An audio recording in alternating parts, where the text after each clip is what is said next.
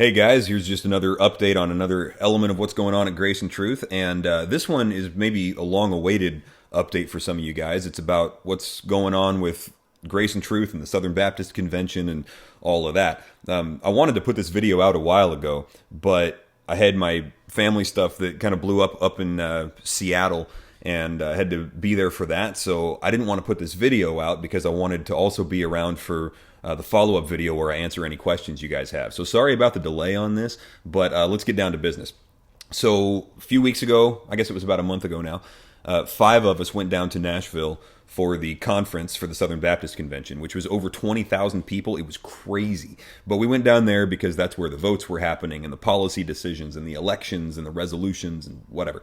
And the SBC, Southern Baptist Convention, was sort of at a moment where we were having to decide which direction we were going to go. Now, the big question here was, are we going to see the world through the lens of the scriptures, through the lens of God's word? Let God interpret events for us. Or are we going to see the scriptures through the lens of whatever's happening in the world, and then adjust, what truths we feel are important, okay, based on the headlines or the cultural movements or whatever. Now, that seems like kind of an intellectual, esoteric conversation to have, but man, is that important, because that's at the root of everything else, right? So that's what we were doing. It was going to show up in who we voted in as president of the SBC, the resolutions that passed, the budget, things like that. So we went down there and came back. The elders compared, all the notes and everything. So I'll give you our conclusions and then a couple of quick details. But as far as the reasoning behind it, you can just send me any questions you want, and then I'll answer those. Because, if I gave you all the information, it would just be long and boring, right? So I'll answer whatever questions you have in a longer video for those of you that care.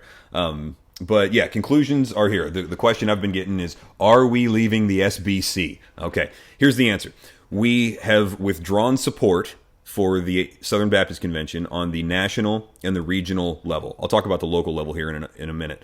But the reason I phrase it that way, not that we're leaving the SBC, but that we have withdrawn support for the national and the regional level. The reason I phrase it that way is because, and this is a little inside baseball, but it's important. The way that the SBC is structured, it's technically not even a denomination because there's no top-down authority. Nobody's telling us what to do. So it's instead a cooperation of autonomous churches that can affirm a certain doctrinal statement. It's called the Baptist Faith and Message. Year 2000 is when it was put out. So you can read it if you want, but it's just real basic, biblical fundamentals, gospel, whatever. So if you can affirm that statement, the Baptist Faith and Message 2000, and you want to contribute and participate in this cooperative program, then you're a Southern Baptist church. But we're still autonomous and get to function freely, right? So because of that, our building, for example, is owned by us. If we were to break ties with the SBC totally, it wouldn't change anything for us operationally, and you guys wouldn't notice a thing on Sunday mornings. It would just change some of the ways, some of the pathways that we get things done as leaders behind closed doors. What resources and resource sharing networks do we take part in, and so on. So we get to participate and contribute or not, and we get to do so freely. Okay, which is cool. It's a good place to be because it leaves us agility, and we get to, there's nothing threatening our scriptural integrity. And I've said it a million times, if the Southern Baptist Convention ever got wonky, we would just leave and start giving our missions money to someone else, and it wouldn't change our disciple making around here a bit.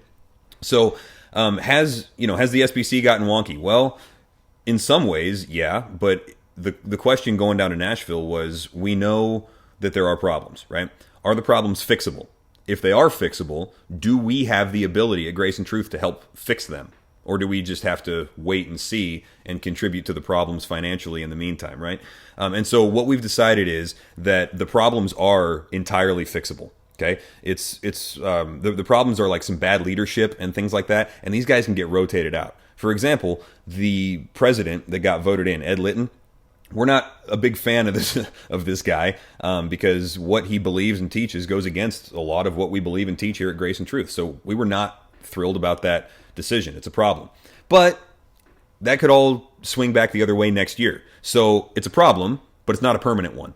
The longer standing problems are things like some of the committees that decide where the money is going and stuff.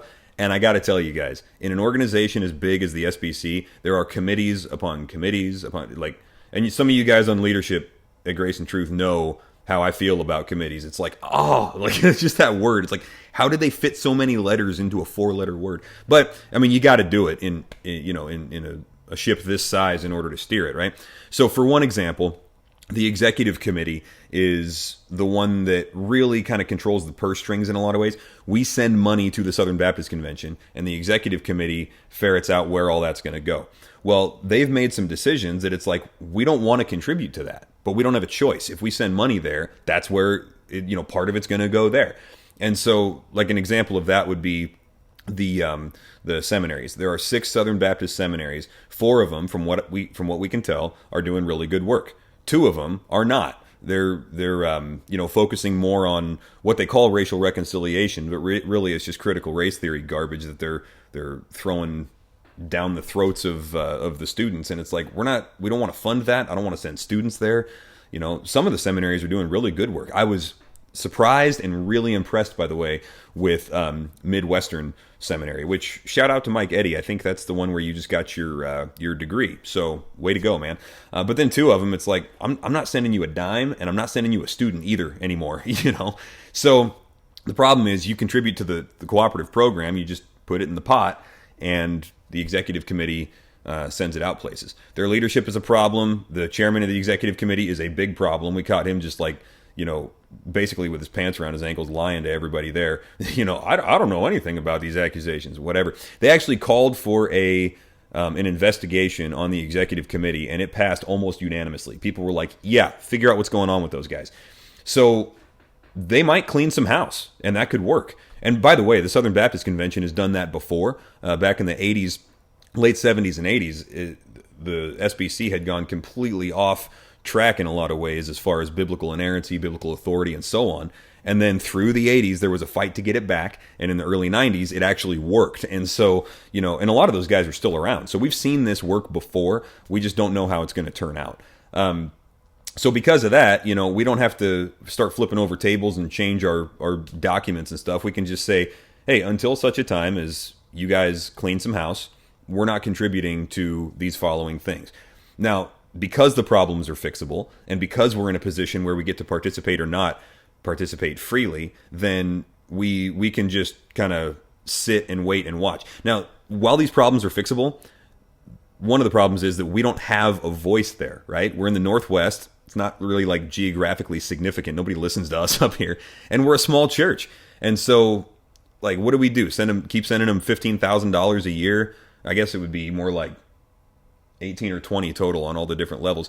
And then, keep sending them that money, and then just show up to these conventions at great expense and cast 1 vote, 5 votes. Like, that's not going to help, And so since we didn't want to contribute with financially to some of the stuff that's going on, we said, okay, we'll wait. We'll see what happens. Could it get fixed? Yes. Will it get fixed? We don't know. But in the meantime, the best mode of stewardship for us is to take those funds and apply them to places where we know Great Commission work is getting done, and we know that disciples are getting made, and we're not wasting it on other stuff that the executive committee or whoever else, the seminaries or something like that is wasting it on. So as a matter of stewardship and faithfulness to every dime and things, it's like, look, we want to turn dollars into disciples. That's how we see this stuff, and there's just a better way to do it. So the elders have instructed the finance team to not send any more money to withhold funding for now from the national and regional levels of the Southern Baptist Convention.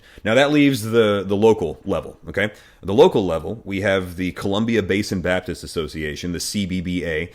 And we work really closely with these guys. I've been on the executive committee there. Pastor Kevin was on the executive committee there. Got to do a lot of good work. And these guys are solid, funding mission work to like good, helpful, mission work. And the resource sharing that happens in the CBBA is really, really helpful.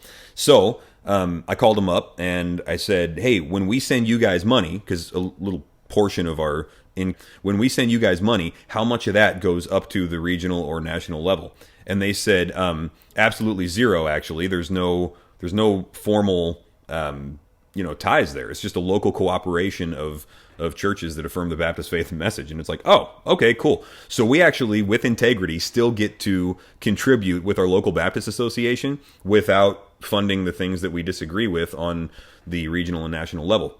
So we're sitting in a really good spot, is what I'm telling you. We get to, we get to have integrity with every dime. Now, the downside to this is there are things going on in the SBC that we love and that we really want to fund and we want to support. And so we get to kind of hang back and see, we'll do what we can. We get to see if these things kind of get clicked back into place.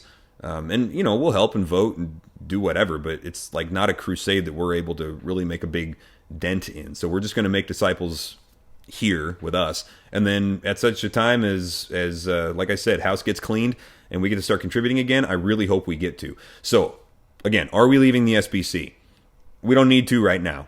That's the answer. But we have, for now, withdrawn support from the national and the regional levels. All right, so if there are any questions about that, whatever you guys want to know, feel free to ask me the questions. Call me, text me, email me, Dustin@graceandtruthcommunity.com, or, whatever. Just drop in the office and we'll talk. And then I'll put out a video with answers to whatever questions you guys ask. So that'll be forthcoming here in about a week. I'll give you about a week to bring those in, and we'll go from there. So I'm an open book. I just didn't want to dump all the info on you right now because, frankly, some of it's kind of technical and boring as far as how committees work and stuff. So anyhow, guys, that's that story, and we'll talk later, and I'll put out another update. Feel free to ask questions.